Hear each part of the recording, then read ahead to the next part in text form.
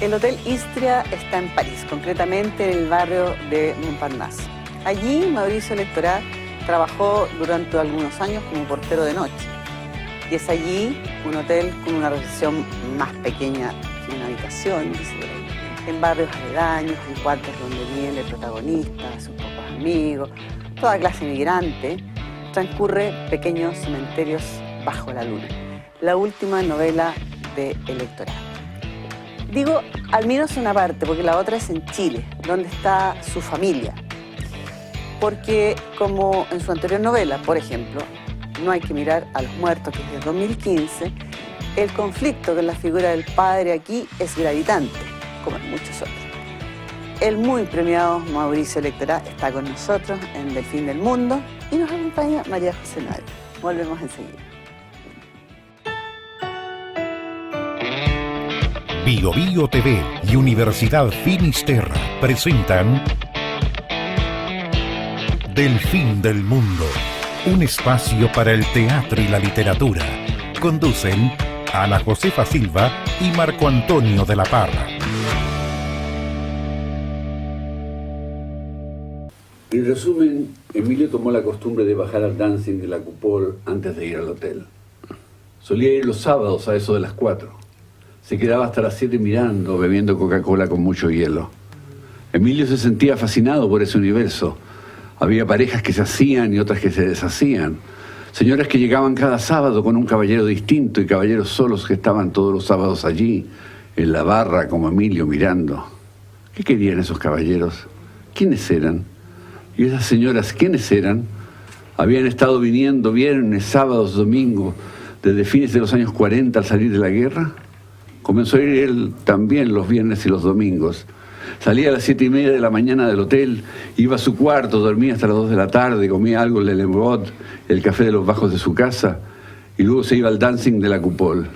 Permanecía allí hasta la hora del cierre, y después partía al hotel, que quedaba muy cerca, torciendo por el Boulevard Raspail. Nunca bailó con ninguna señora. Nunca le dirigieron la palabra y él nunca le dirigió la palabra a nadie, salvo el barman, que ya respondía a sus miradas con un lo mismo, y él, por favor, nada más, hasta que ocurrió lo que ocurrió.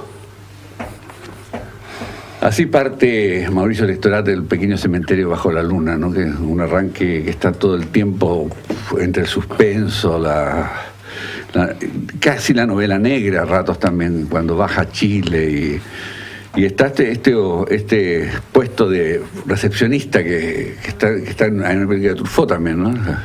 Donde hay el protagonista, creo que es El amor en fuga. Probablemente sí, no me acordaba. Y The Night Manager. Sí, claro. Y el portero de noche, que el está portero de noche, claro. Y tiene su historia, digamos. Es un oficio que tiene cierto pedigrí, digamos. Sí, además es un oficio que permite mirar y observar, digamos. Efectivamente. Me acuerdo que Pepe y es un Donoso oficio de decía tinieblas también. Sí. Claro.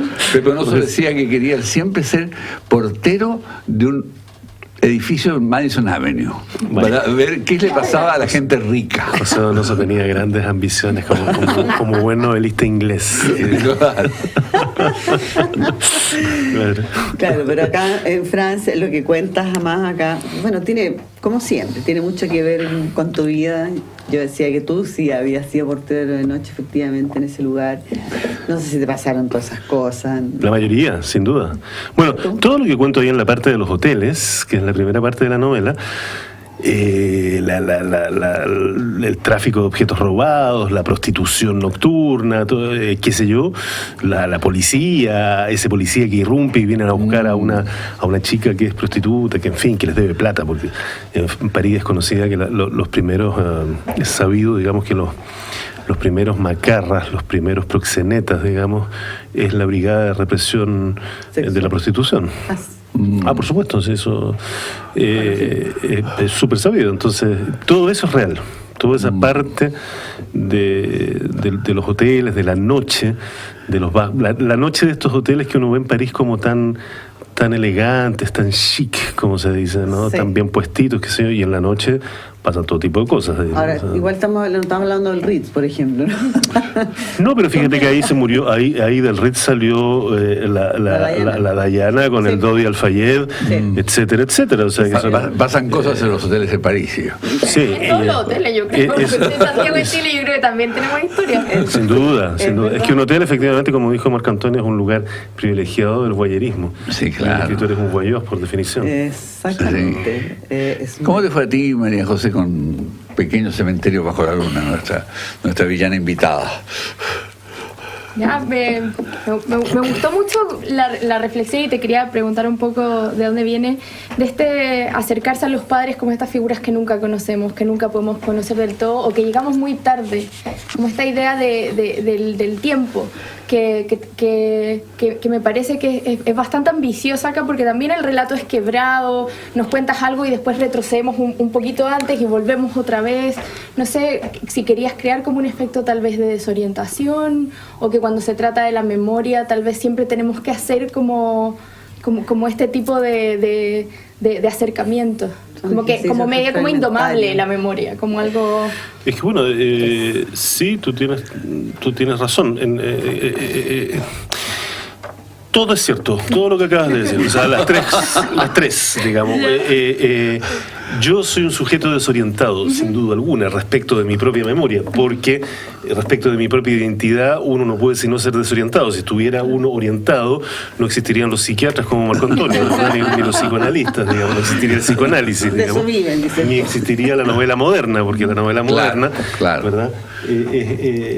Se hace cargo de justamente este discurso de la conciencia, ¿no? Sí. Virginia Woolf, James Joyce, Proust a su manera, etcétera. Todo es discurso de la conciencia, de la memoria, etcétera, etcétera. Por lo tanto, uno es un sujeto desorientado respecto a su propia identidad y por lo tanto a su propia memoria. Segundo, el discurso de la memoria, sin duda alguna, es fragmentario, no es un discurso ordenado. Es fragmentario, o sea, y es mentiroso. Sí, pero es que hay algunas novelas que tratan de hacer como la ilusión como de domesticarlo y contarte una historia, como dar un testimonio muy ordenado de cosas que pasaron. Entonces me parece que esta apuesta también es interesante de como, era como rebobinar una película, así como hace mucho fast forward y... Sí, bueno. Eso es una técnica, bueno, eso es un parti pris, como se dice, algo deliberado, porque tú intentas reproducir, o por lo menos lo que intento yo en esa novela, pero casi muchas de lo que yo hago en realidad es el enfrentamiento de un sujeto preciso, digamos, con esa memoria. Entonces ese enfrentamiento siempre es parcial, es esquivo, es fragmentario, etcétera, es contradictorio. A veces uno ve una escena, la recuerda de cierta manera y luego de otra manera, ¿verdad? ¿Qué es lo que a uno le pasa, ¿no? La memoria es como el juego del teléfono, yo siempre digo, ¿sí, claro, ¿no? Esa cosa del juego del teléfono que uno hacía de chico, que tú cuentas algo y lo que termina ya no tiene nada que ver, o sea, es porque van pasando y van colando, va el tiempo y tú lo vas pasando por tus experiencias, en el fondo. Sí, una pregunta, ¿cómo llegaste a este material? ¿Cuál es cómo decía Henry James, la donnée? O sea, la partida de Pequeño Cementerio Bajo la Luna, porque... de una manera muy sencilla, muy sencilla. Bueno. Es una manera de decir... yo había escrito la primera novela que yo escribí, que se llamó El paraíso 3 veces al día, ya contaba esta historia de hotel, pero en esa época yo era joven aún, tenía 34, 33 cuando la escribí, 35 cuando se publicó. Y por lo tanto, cuando uno parte, no sé qué edad tienes tú, María José, pero se te ve muy joven. Bueno, no le preguntes, muy joven. Eres muy joven. Yo no sé si la juventud ha cambiado en este sentido, quiero decir, pero cuando uno, por lo menos en mi generación, no sé si yo me imagino que todos nosotros, claro, pero me imagino que esto debe ser más o menos general. Cuando uno es muy joven, o joven, y empieza a escribir y a publicar, le tiene un tremendo respeto a la literatura con L mayúscula, y cree que hay que hacer las cosas de una manera literaria. Y por lo tanto, tus primeras novelas suelen ser demasiado literarias o incluso literatosas, digamos, cargadas de literatura. Sí. Suele ser. Entonces, claro, yo creo que eso fue lo que me pasó con mi primera novela. Y yo desde ese tiempo venía diciéndome, bueno, es que acordándome de esa historia de los hoteles, de la noche parisina y tal, ¿verdad? Me decía, si yo contara la noche de los hoteles de París tal como fue para mí, ya no tendría nada que agregarle, no hay nada que inventar. Porque ahí está, o sea, esa memoria y eso y ese lugar y esas anécdotas, digamos, esos personajes, y por lo tanto es un remake, sí, es un remake, tiene algo de... Igual hay que decir que El Paraíso tuvo el premio del Consejo Nacional del Libro, no fue tan literatosa. Y el premio municipal también, sí. Entiendo, no sé, me parece. Pero bueno, a los jurados les suele gustar la literatura con L mayúscula. Les suele gustar los esfuerzos de los jóvenes. Los jurados se ponen en el lugar mucho de la ley, muchas veces. Precisamente te premian y levantan el pulgar hacia arriba. Te dicen, siga, joven. Siga, joven. Siga, joven, lo está haciendo bien. Lo está haciendo bien. Que no puede estimular lo que sigue eso es muy típico de los jurados. Es muy típico. ¿No te ha ido mal con los jurados? No. No te ha ido mal con Es que soy un buen alumno. ¿Sí? Oye, a mí me llamó la atención también algo que se da en varias novelas que se han ido publicando en el último tiempo, son las novelas que cuentan la dictadura, etcétera, desde el punto de vista de los hijos. De los hijos, ¿no? Que es casi un género, digamos, hay varias, colección particular, o Zambra o Leonardo Sangüesa, una novela muy bonita, digamos. Entonces, esto de que, porque emerge acá el padre, ¿no? Sí.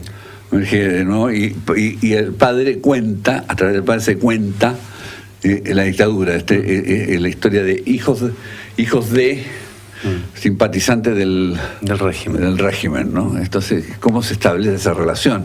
Y ahí empieza ese tono policial, ¿no? Que cruza. Sí. Esta historia que podría haber sido una historia de una película de Truffaut.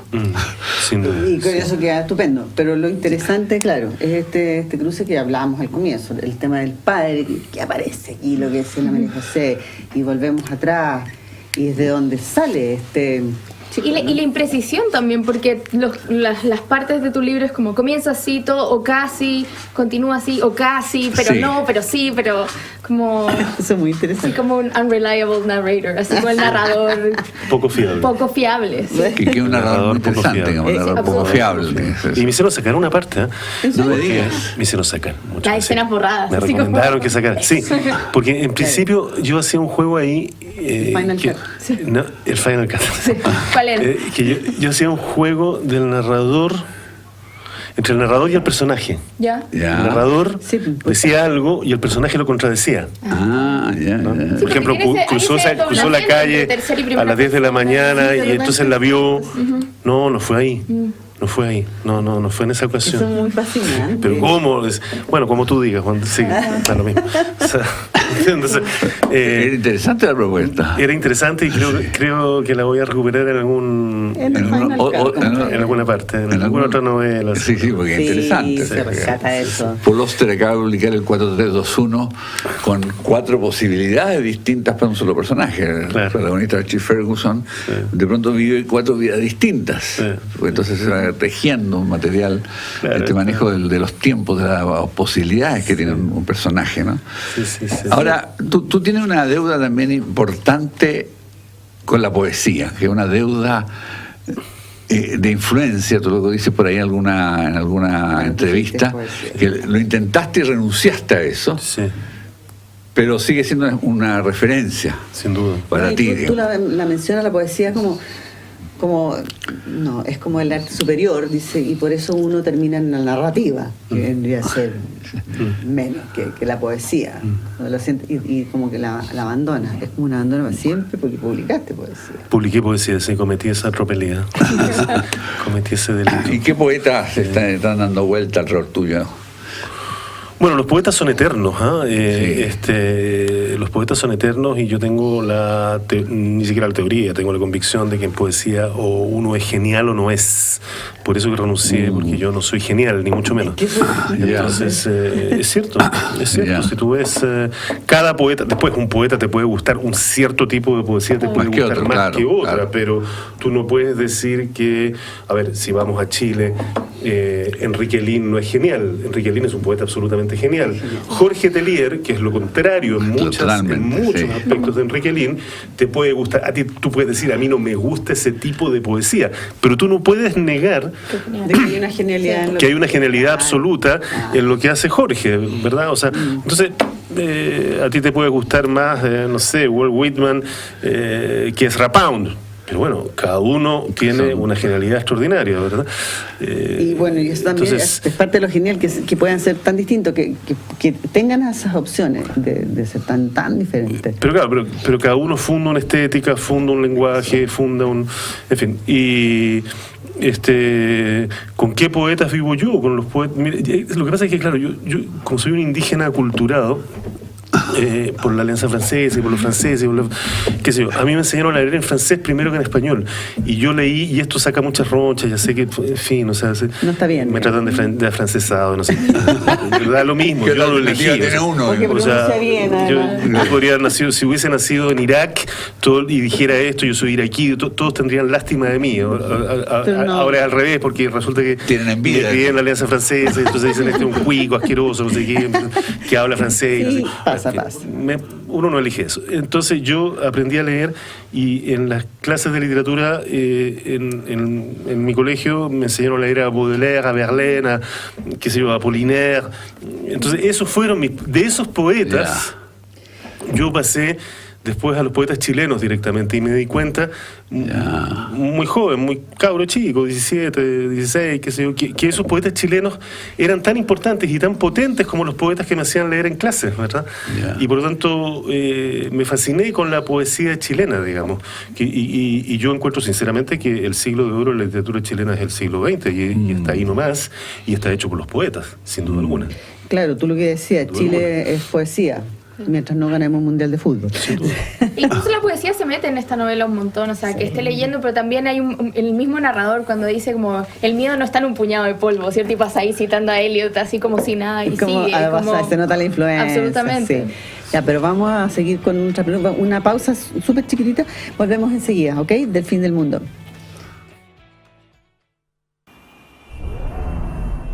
Si eres una persona comprometida con el desarrollo de los demás, si eres de los que piensan que las personas deben ser motivo, centro y fin de nuestras acciones, si eres de los que ven su profesión como una oportunidad para aportar a la sociedad, entonces la Finis es tu lugar. Bueno, esto de la Alianza Francesa quiere decir que madre peruana y abuelos franceses. Así es. Dice, y el padre. Y el padre. ¿Qué pasa con el tema del padre? El padre. Bueno, el padre es importante porque yo creo que el padre...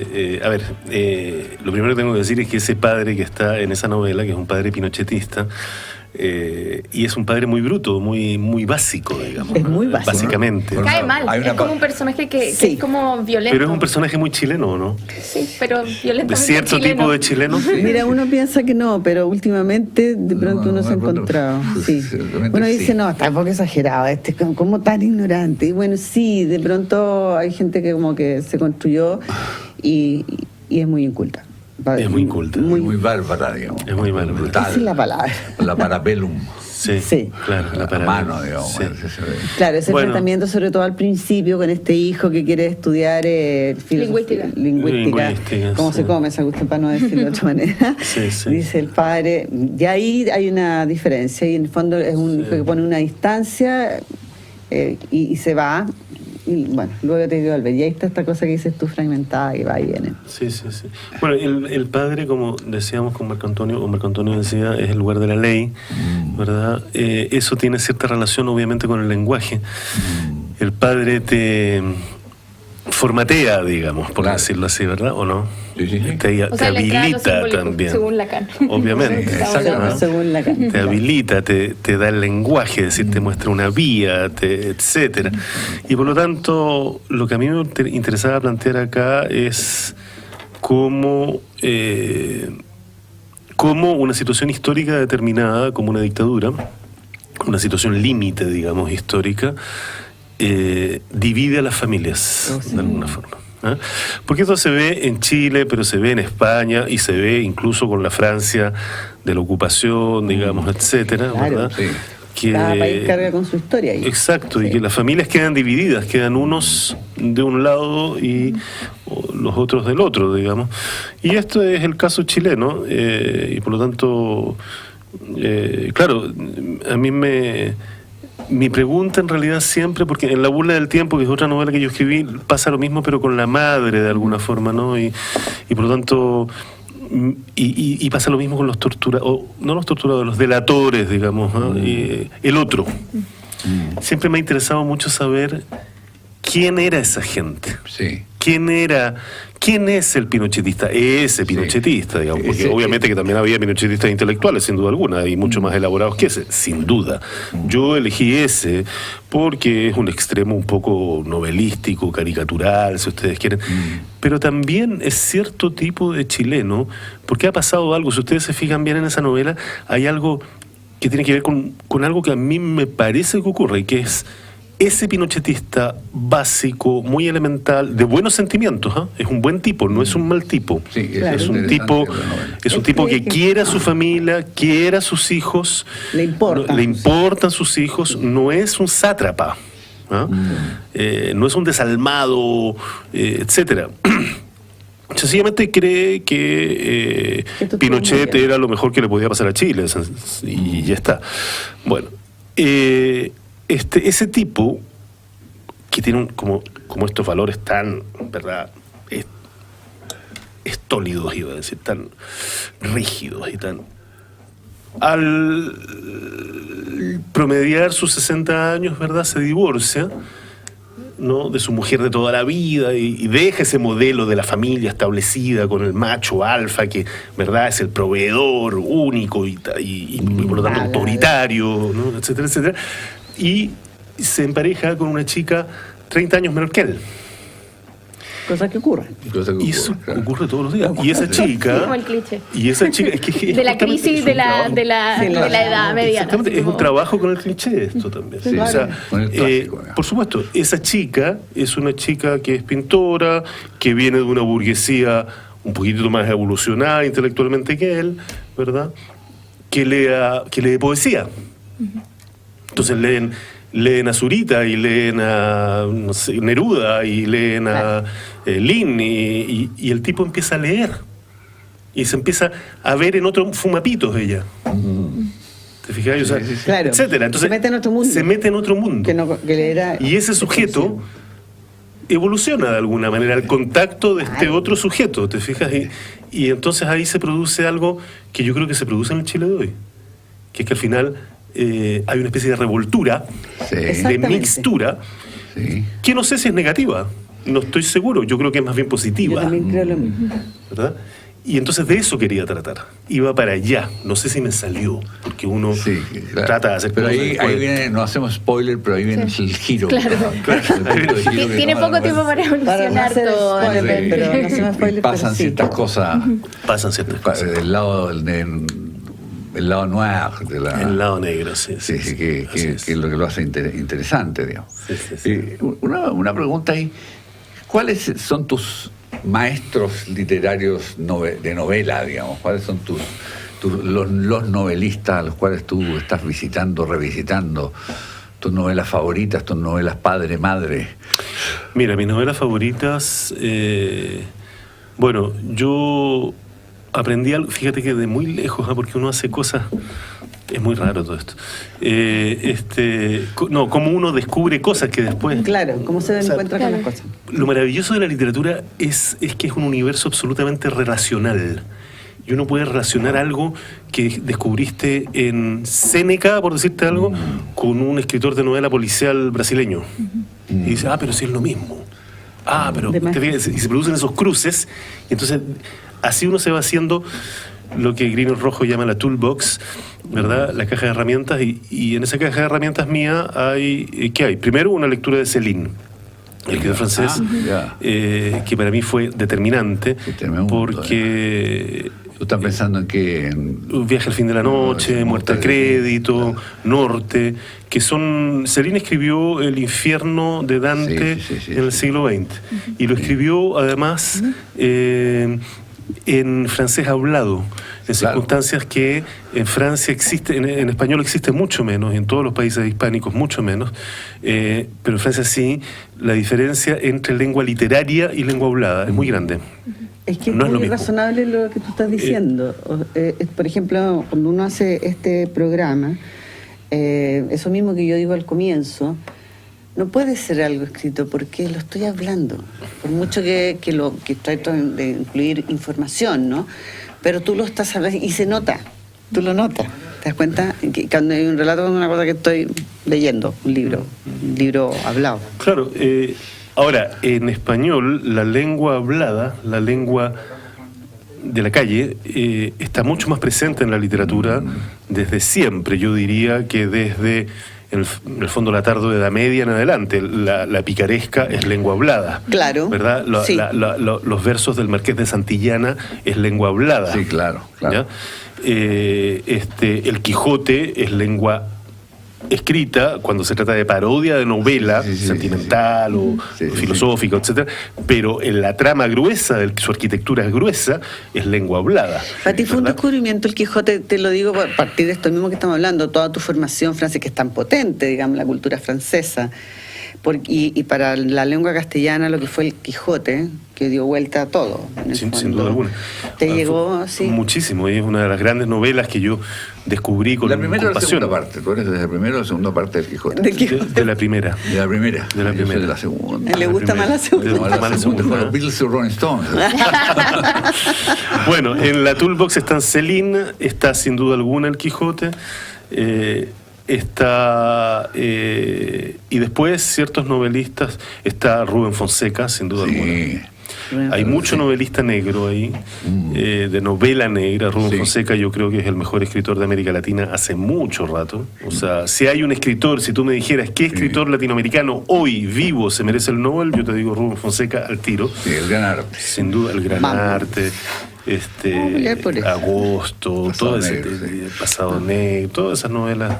Bueno, El Cobrador. El Cobrador, Sí, es un cuento extraordinario. Por eso. Todas esas novelas.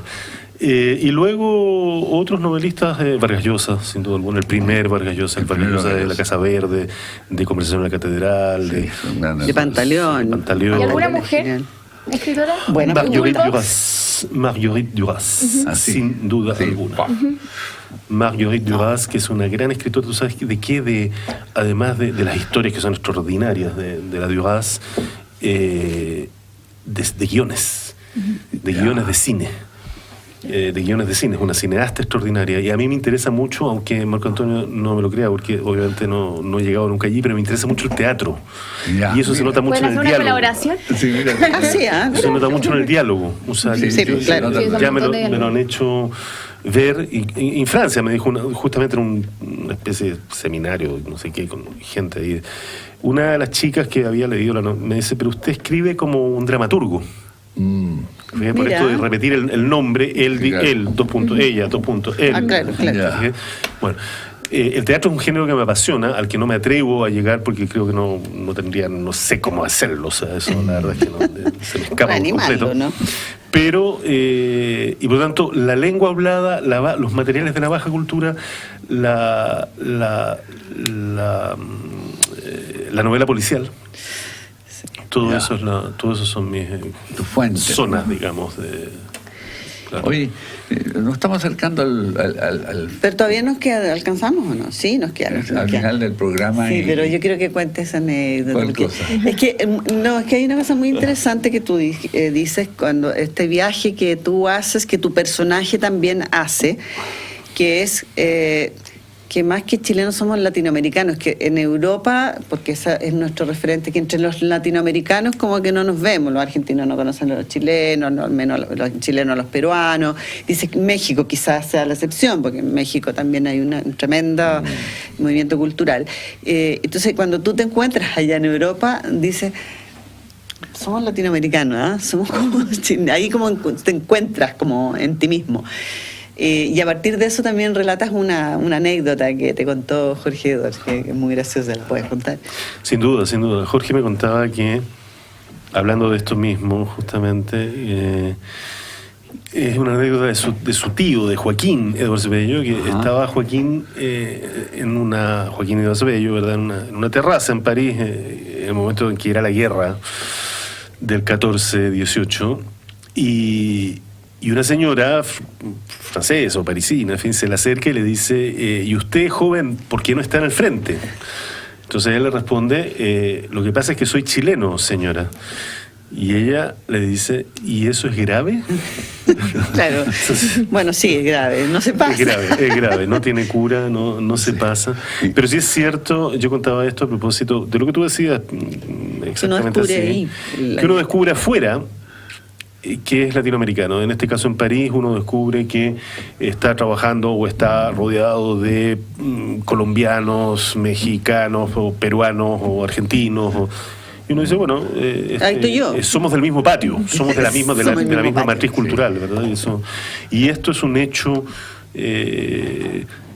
de alguna manera lamentable que sea así, porque es cierto que Latinoamérica los países latinoamericanos nos damos la espalda entre nosotros mismos. Es que ¿verdad? Es verdad lo que tú dices. Tendemos a saber lo que está. Si tú lees los diarios, a ti te van a contar lo que está pasando en la Tate Gallery, ¿verdad? Lo que está pasando a lo mejor en el Louvre de Dubái, ¿verdad? No sé qué. Pero no te van a contar lo que está pasando en Ciudad de México, lo que está pasando en Sao Paulo, o en Río de Janeiro, o etcétera, o mucho menos, ¿verdad? Entonces tendemos a darnos la espalda y a ignorarnos soberbiamente entre nosotros mismos, y eso me parece triste. A mí me pareció interesante ese punto de vista que dice, hay que tomarlo en cuenta y sobre todo para ponerle remedio, visibilizarlo como se dice ahora, ¿no? Visibilizarlo. Oye, se nos va el programa y siempre recomendamos libros ahí. Ese primero que nada. El libro, naturalmente. El pequeño cementerio bajo la luna tiene que ver con que estos cuartitos daban a unos cementerios que tenían árboles, son de bonitos que hay en París, en realidad. Sí. Se refiere a eso. Bueno, y tiene otro guiño que no les vamos, como dice, a spoilear, como dice Marco Antonio. ¿Y tú qué trajiste? Yo traje 2 libros, uno de Margarita García Roballo, se llama Tiempo Muerto, es una escritora colombiana que... ¿A propósito? Sí, que también fue publicada en Chile por Montacerdo, sus cuentos, y es como la historia de una pareja que se está desintegrando y que ellos fueron viajar, también gente que está afuera, viajaron a Estados Unidos a estudiar y todo se empieza un poco a desmoronar. Como la María José. Como yo que también escribo de afuera. Y Diarios de viaje de Juan Emar, que lo acaba de sacar ahora hace poquito Alquimia, para meterse en la obra de Juan Emar, que es tan genial y tan importante en Chile. Yo ya hablé del 4321 de Paul Auster, que me permitió reconciliarme con Paul Auster. Se demoró 7 años en esta novela. Estaba medio peleado Paul Auster. Después de esta iluminación de sus primeras novelas, tuve varias novelas peleado con él, digamos.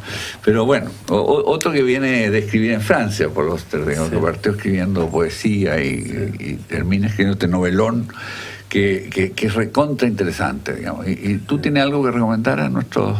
Mira, si yo tuviera que elegir un libro que recomendar, un libro que me ha impactado últimamente, que no es una novedad absoluta, pero, en fin, es sin duda alguna el libro de Héctor Abad Faciolince, llamado El olvido que seremos, que es un libro colombiano. Es un novelista colombiano de mi edad, o sea, ya instalado, conocido, pero acá vuelve a la memoria de su padre y de su familia y de él mismo, justamente, hablando del padre. Y de la memoria, y de volver. Claro. María José, ya no digo nada. Ya me callo. ¿Dónde está editado? Está en el cruce. Está editado en Seix Barral. Y reconstruye esa memoria familiar porque él es hijo de Carlos Abad Gómez, que era su padre, que era un médico salubrista, el que inventó el salubrismo, lo creó en Colombia, y fue asesinado por uno de los primeros asesinatos políticos en Medellín. Esto desata la violencia en Colombia, ¿verdad? Y entonces es un libro extraordinariamente tierno por una parte, extraordinariamente emotivo y extraordinariamente crudo sobre los años más negros de Colombia y escrito con una pluma extraordinaria. Es un gran libro. Qué buena recomendación. Me gustó muchísimo. Tenemos mucho que leer. Muchas gracias, María José. Gracias a ustedes. Mauricio, el premiado Mauricio, que yo realmente me amoré mucho en decir los premios. Nos vemos en The Fin del Mundo en otro programa. Ok.